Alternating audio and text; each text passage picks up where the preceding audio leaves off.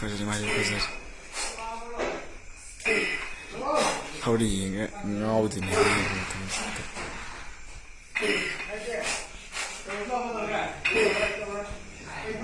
Online Manipuri YouTube channel na siwing video mayam pum namuk pu amuk kahna taram noksari ngasidi Popilal gi maruiba pawam update thamjege.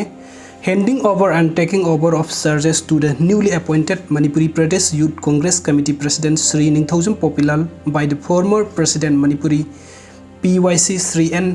Mahananda at Congress Bhawan BT Road, Imphal, in the presence of MD Fajur Rahim, Honorable Working President Shri Devi Thaisi, Ningthoujam Biren, KM Tilotama, Loitongbam Vice President, Shri Soibam Jeeten Singh General Secretary, Shri Amir Hussain General Secretary, Shri Meghachandra Mangangcha General Secretary, Shri Ningombam Bupenda Meitei Spokesperson AICC member, Srimati Mutum Sarma Devi President Manipur PMC, Shri MD Rabi Khan Spokesperson MPCC, and Shah Nawazkhan today.